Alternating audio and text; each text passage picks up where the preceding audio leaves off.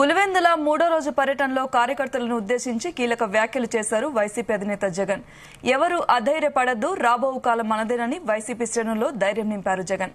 ప్రతి కుటుంబంలో మనం చేసిన మంచి ఉంది, మన పట్ల ప్రజలకు విశ్వాసం ఉంది, భవిష్యత్ మనదే అన్నారు జగన్.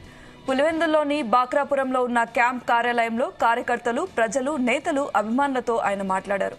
అందరినీ పేరు పేరున పలకరించి వారి కష్ట సుఖాలను తెలుసుకున్నారు. వైసీపీ ప్రజా ప్రతినిధులు, మాజీ నేతలతో కూడా చర్చించారు. కార్యకర్తలు, నాయకులు ఎవరూ అధైర్యపడొద్దని, పార్టీ అండగా ఉంటుందని, అందరం కలిసికట్టుగా ముందుకు వెళ్లాల్సిన అవసరం ఉందని దిశానిర్దేశం చేశారు జగన్. కష్టకాలంలో పార్టీ కార్యకర్తలకు, నేతలు అండగా నిలబడాలని వైసీపీ ప్రజాప్రతినిధులకు సూచించారు జగన్.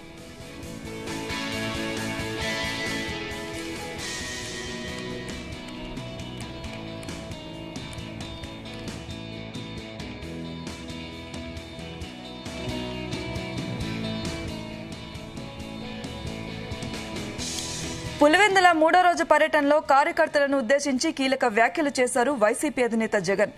ఎవరు అధైర్యపడద్దు, రాబో కాలం మనదేనని వైసీపీ శ్రేణుల్లో ధైర్యం నింపారు. ప్రతి కుటుంబంలో మనం చేసిన మంచి ఉంది, మన పట్ల ప్రజలకు విశ్వాసం ఉంది, భవిష్యత్ మనదే అని అన్నారు జగన్. పులివెందుల్లో బాక్రాపురంలో ఉన్న క్యాంపు కార్యాలయంలో కార్యకర్తలు, ప్రజలు, నేతలు, అభిమానులతో ఆయన మాట్లాడారు. అందరినీ పేరు పేరున పలకరించి వారి కష్ట సుఖాల్ని అడిగి తెలుసుకున్నారు. వైసీపీ ప్రజాప్రతినిధులు, మాజీ నేతలతో కూడా చర్చించారు జగన్. కార్యకర్తలు, నాయకులు ఎవరూ అధైర్యపడొద్దని, పార్టీ అండగా ఉంటుందని, అందరూ కలిసికట్టుగా ముందుకు వెళ్లాల్సిన అవసరం ఎంతైనా ఉందని దిశానిర్దేశం చేశారు జగన్. కష్టకాలంలో పార్టీ కార్యకర్తలను, నేతలు అండగా నిలబడాలని వైసీపీ ప్రజాప్రతినిధులకు సూచించారు జగన్.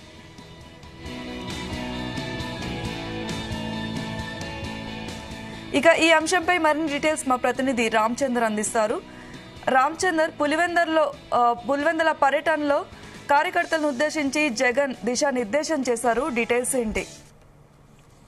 సౌమ్య, 3 రోజుల పర్యటన నిమిత్తం ఆయన కడప జిల్లాకు రావడం జరిగింది. అలాగే పులివెందులలో ఉన్నటువంటి ఆయన నివాసంలో 3 రోజుల పాటు ఆయన ఇక్కడే నివాసం ఉన్నారు. అయితే 3 రోజులు కూడా ప్రజలకు, అలాగే కార్యకర్తలకు, నాయకులకు కూడా అందుబాటులో ఉన్నారు. పూర్తి స్థాయిలో ఉదయం నుంచి సాయంత్రం వరకు కూడా ఆయన ప్రజలను కలిశారు. అలాగే భరోసా ఇచ్చినటువంటి పరిస్థితి అయితే ఇక్కడ కనిపించింది.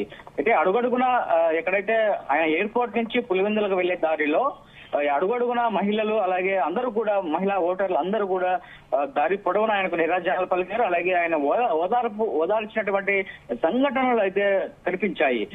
ఎందుకు మనం ఇలా జరిగింది, మన పార్టీ ఎందుకు ఓడిపోయింది అని కూడా ఆయన పట్టుకొని ఏడ్చిన దృశ్యాలు కనిపించాయి. అందుకు ఆయన అమ్మ ఎప్పటికీ న్యాయం ఒకే వైపు ఉన్నదు, అప్పుడప్పుడు ఇలా జరుగుతుందని చెప్పి కూడా సర్ది చెప్పేలా చూశారు. మనకు ఒక రోజు వస్తుంది, మనకు ఇప్పుడు జస్ట్ ఇంటర్వెల్ మాత్రమే. ఈసారి మనము ఏది చేసినా కూడా గతంలో చేసిన అంత మేలు ఇప్పుడు చేయలేదు, కానీ ఎందుకో ఈసారి మనకు ఇలా జరిగిందని చెప్పి కూడా చెప్పే ప్రయత్నం అయితే ఆయన చేశారు. ఆ తర్వాత పులివెందులకు వచ్చినటువంటి ప్రజానీకం కూడా ప్రతి ఒక్కరు కూడా జగన్మోహన్ రెడ్డిని అడగడము, అలాగే ఆయన ఓదార్చడం కూడా జరిగింది.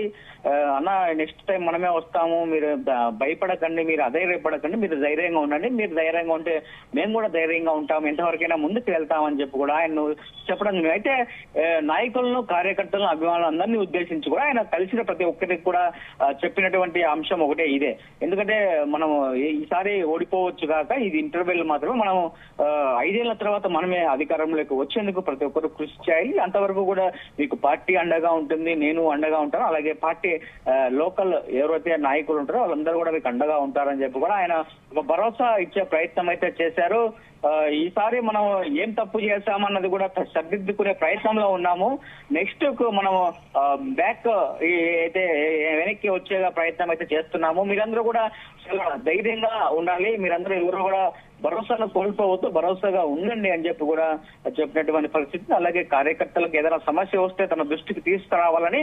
అయితే ఇప్పుడు మహాకూటమి అధికారంలోకి వచ్చింది కాబట్టి కక్ష రాజకీయాలకు పాల్పడితే మీకు తోడుగా నేను ఉంటానని చెప్పి కూడా ఆయన ఒక భరోసా ఇవ్వడం జరిగింది. సో ఆ నేపథ్యంలో మరి జగన్మోహన్ రెడ్డిని కలిసినటువంటి కార్యకర్తలు కావచ్చు, వీరందరూ కూడా ఒక భరోసా ఇచ్చారు మాకు జగన్మోహన్ రెడ్డి, ఆయన మాకు అండగా ఉంటానని చెప్పి కూడా జగన్మోహన్ రెడ్డి చెప్పారని చెప్పి కూడా నాయకులు, కార్యకర్తలు చెప్పినటువంటి పరిస్థితి. పరిస్థితి ఉంది. అయితే ఈ రోజు ఆయన పర్యటన ముగించుకుని ప్రత్యేక హెలికాప్టర్ లో బెంగళూరుకు వెళ్లిన పరిస్థితి ఉంది. అయితే ఆయనకు కొద్దిగా కాలు నొప్పింది. ఆ కాలుకు సంబంధించినటువంటి వైద్యం కోసం ఆయన బెంగళూరుకు వెళ్లారు. ఆ తర్వాత బెంగళూరులో ఉన్నటువంటి తన నివాసంలో ఆయన కొన్ని రోజులు అక్కడే గడవబోతున్నారు. అక్కడే కొంతమంది ముఖ్య నేతలతో కూడా సమావేశం అవుతారని చెప్పి కూడా మనకు సమాచారం ఉంటుంది. మొత్తానికి కార్యకర్తలకు ఒక భరోసా నింపే ప్రయత్నం అయితే చేస్తారు. అలాగే పార్టీకి లాయల్టీగా ఉన్న వారికి ఎప్పటికీ న్యాయమే జరుగుతుంది, అన్యాయం జరగదని చెప్పి ఒక భరోసా ఇచ్చినట్టుగా మనకు తెలుస్తోంది.